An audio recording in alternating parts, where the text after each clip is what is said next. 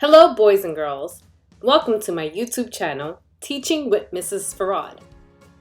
In this video, you will learn how to turn a mixed number into an improper fraction, as well as how to turn an improper fraction into a mixed number. For this video, you're going to need a paper and pen. Pause the video so you can get ready.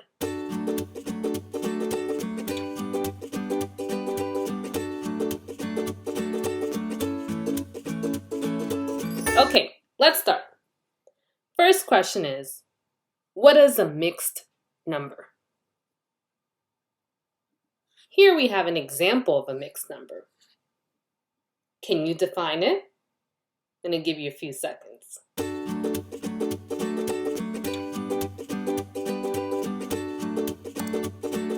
A mixed number is a fraction with a whole number and a fraction. So here we have 2 and 4/5. 2 is your whole number, 4/5 is your fraction, 4 being the numerator, 5 being the denominator. Next question. How do you turn a mixed number into an improper fraction? Well, that's what this lesson's all about. Here we have 2 and 4/5.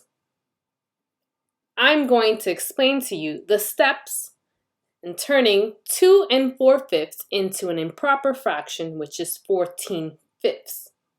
And what is an improper fraction, you may ask? Well, I'm going to give you a few seconds to think about it.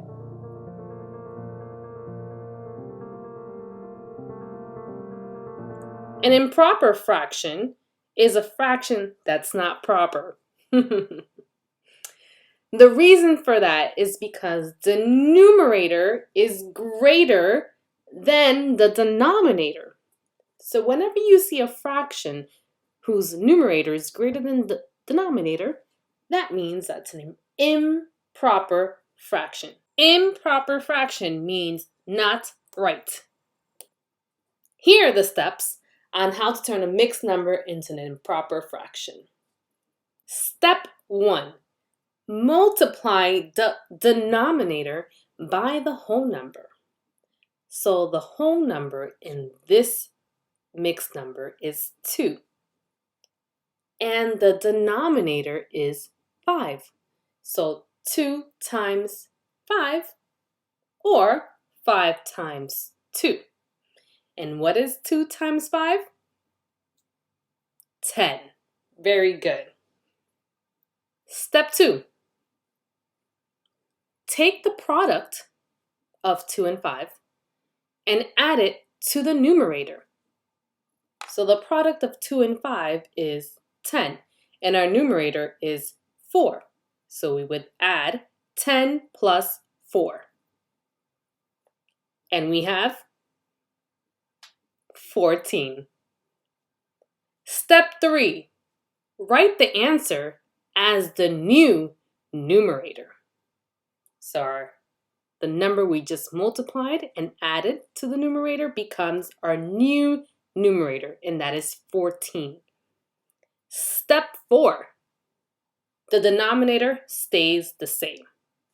So if 5 is your denominator in the mixed number, it's going to stay the same for your improper fraction. So here we have 14/5. 2 and 4/5 equals 14/5. If you would like to write down these steps, you can go ahead, pause the video, and then copy down the steps. Okay, let's practice, because practice makes perfect. We have these 3 mixed numbers. 1 and 3/8, 4 and 3/4, and 3 and 1/2. Please take a moment to solve these problems. Go ahead and pause the video. When you're ready, unpause the video, and we will go over the answers.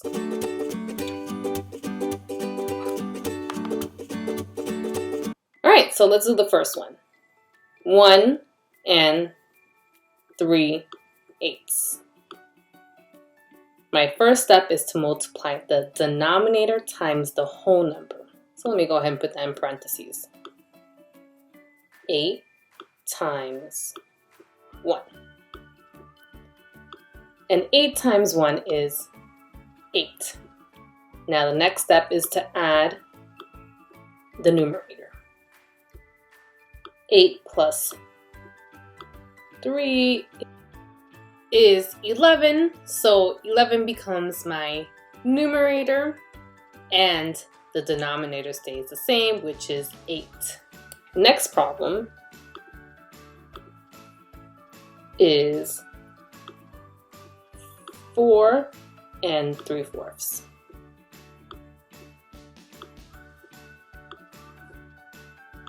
4 times 4, parentheses, plus 3. 4 times 4 is 16, plus 3 is 19. So my numerator would be 19, and my denominator would be 4. Okay, go ahead and give yourself a check if you got it right.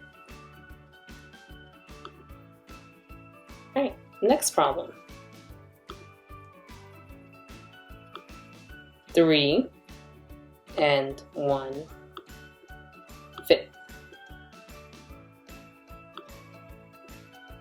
3 times 5 is 15, plus 1 is 16, and my denominator stays the same, 16/5. All right, good job, guys. Okay, next question. How do you turn an improper fraction into a mixed number? So now that we learned how to turn a mixed number into an improper fraction, now we're going to do the vice versa. We're going to turn the improper fraction into a mixed number. And there's 2 ways to do this. You can use mental math or you can use division. And here are the steps.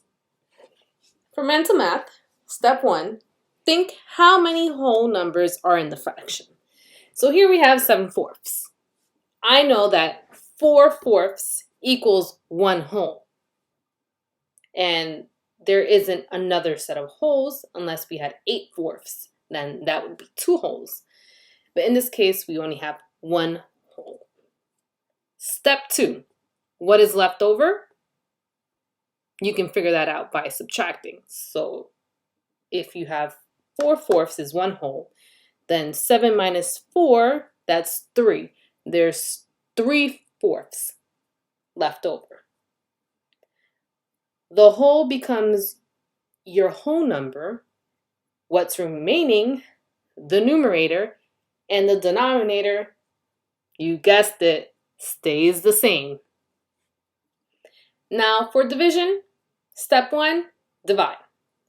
So your numerator is your dividend, and your denominator is your divisor. So you go ahead and you set it up as a division problem. Here we have the house. The dividend goes inside the house. The divisor is the neighbor coming in to ring the doorbell. And the whole number is the quotient, which is the roof of the house. So you have 7 divided by 4. How many times can 4 go into 7? Only once. 4 times 1 is 4. 7 minus 4 is 3.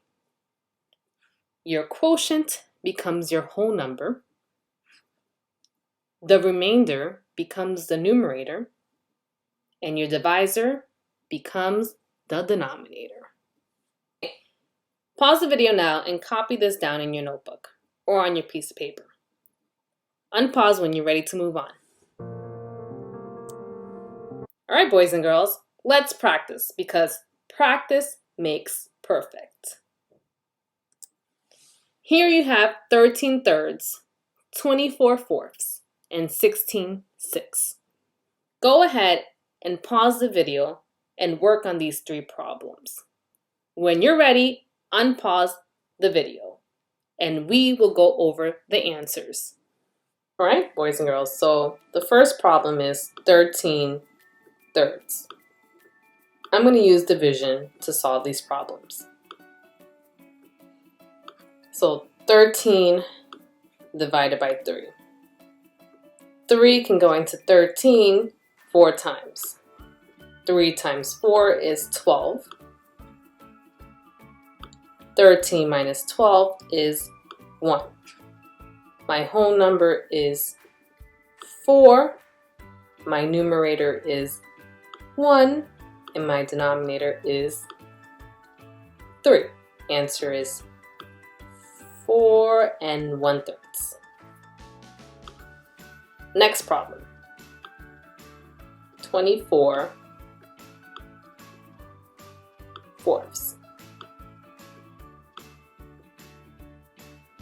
This one I actually know already that 4 can go into 24 6 times.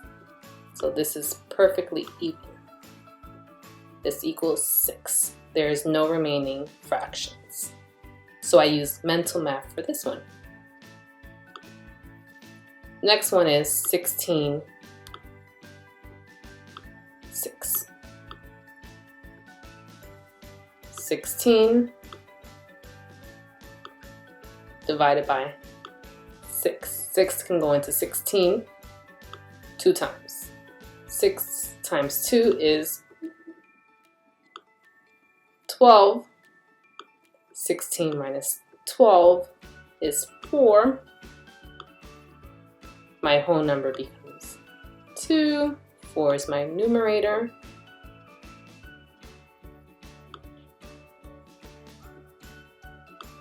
And 6 is my denominator. Okay, boys and girls, this is the end of this YouTube video. Thank you again for visiting my channel, Teaching with Mrs. Farad.